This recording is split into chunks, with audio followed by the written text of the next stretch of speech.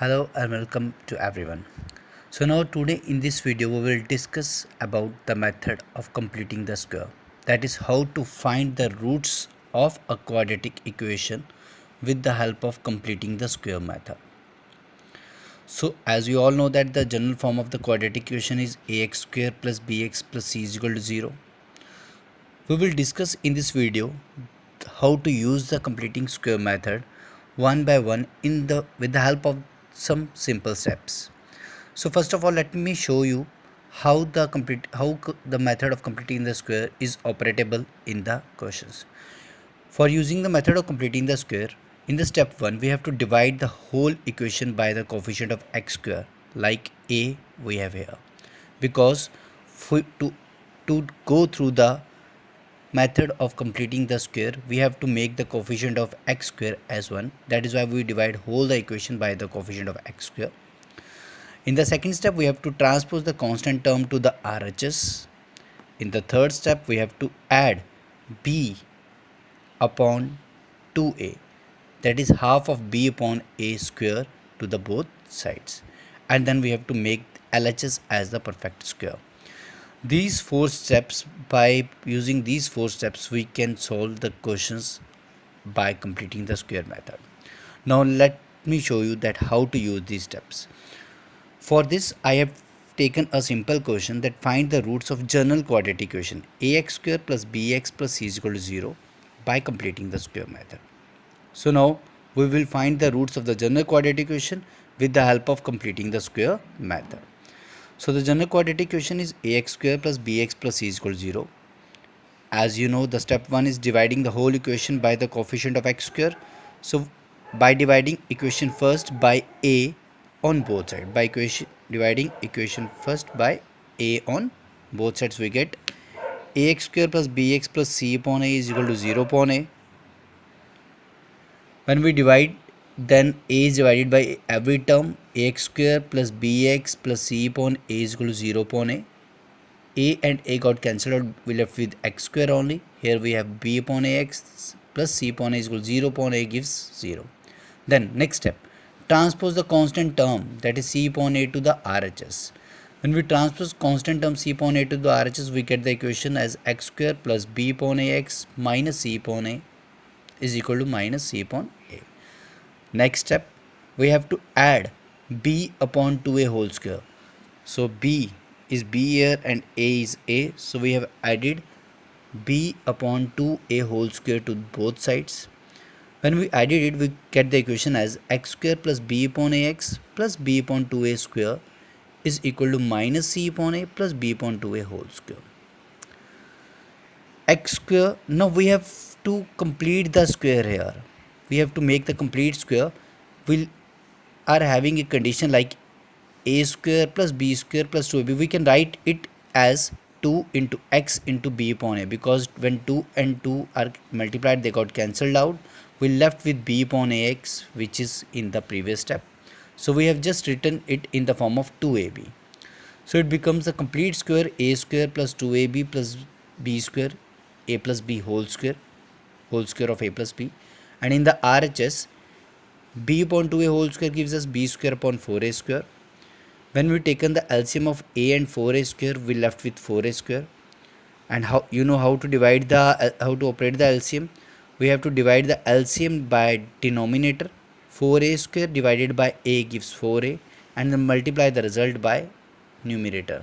4a into c gives 4ac. In the same way, 4a square upon 4a square gives 1. 1 into b square gives b square. So it becomes x plus b upon 2a whole square is equal to b square minus 4ac upon 4a square. Now we have to shift the square to the RHS. When square is shifted to the RHS, it becomes the square root of b square minus 4ac upon 4a square with the plus and minus both sides. You know why whenever we shift the square to the RHS, we have plus and minus. We have to include plus and minus. Why we do so? Because we know the square of a negative term and square of a negative term and square of a positive term both remains same. That is, negative term square and the positive term square both remain same. That is why whenever we shift the square to the RHS, we have to include plus and minus, because the quantity here may be positive or negative. So when we operate the square root, the square root of 4 gives 2, and the square root of a square gives us a, and the numerator keep in the square root, numerator left in the square root. So we get the equation like x plus b upon 2a is equal to plus minus under root b square minus 4ac upon 2a. Now shift b upon 2a to the RHS, it is positive. By after shifting to the RHS, it becomes the negative minus b upon 2a. Now 2a is the common denominator to both, so we take 2 as a common denominator and we left with minus b plus minus under root b square minus 4ac upon 2a. You know this is the value of discriminant, b square minus 4ac upon 2a. So by doing this you can also derive the quadratic formula, which is minus b plus minus under root d upon 2a. So the roots of general quadratic equation are x is equal to minus b plus under root b square minus 4ac upon 2a and minus b minus under root b square minus 4ac upon 2a. So here you have seen that how by using the simple these 4 steps. In the first step, dividing the whole equation by the coefficient of x square. In the second step, we have transposed the constant term to the RHS. In the third step, we have added the b upon 2a square to the both sides. Then we have completed the square. We can use these steps to find the roots by completing square method. Now here I have also solved one example that how to find the roots of the quadratic equation by the completing square. Find the roots of the quadratic equation 2x square minus 5x plus 3 is equal to 0 if they exist by completing the square. If they exist means if real roots exist. Then to find the nature of roots, what we have to do, we just have to find the discriminant. Here equation is 2x square minus 5x plus 3 is equal to 0. A is 2, b is minus 5 and c is 3. When we find the value of discriminant, we get it as 1, which is greater than 0. Since discriminant is greater than 0, then the real roots exist. Now we have to find the roots by using the completing the square method. So in the first step, we have to divide the whole equation by the coefficient of x square, which is 2. So dividing whole equation first by 2 on both sides, we get 2x square divided by 2, 5x divided by 2, 3 by 2 is equal to 0 by 2. 2 and 2 got cancelled out. We left with x square minus 5 by 2x plus 3 by 2 is equal to 0. Now we have to transpose the constant term, that is 3 by 2 to the RHS. The equation become like this: x square minus 5 by 2 x is equal to minus 3 by 2. In the next step, we have to add b upon 2a whole square. So what is b here? 5 and a is 2. So when we solve b upon 2a whole square, we get 5 upon 2 into 2 square, that is 5 by 4 whole square. So we have added the whole square of 5 by 4 to the both sides. X square minus 5 by 2x plus 5 by 4 whole square is equal to minus 3 by 2 plus 5 by 4 whole square. So once again we have represented it in the form of 2ab, because we have written it as 2 into x into 5 by 4, because when we operate the multiplication, 2 1s are 2 2s are 4, we left with 5 by 2x.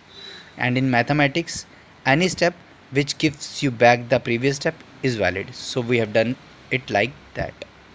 In the RHS, minus 3 by 2 plus 5 by 4 whole square, that is 5 square 25, 4 square 16. Again it becomes the formula of a square plus b square minus 2ab, that is a minus b whole square. And in the RHS, the LCM of 16 and 2 is 16.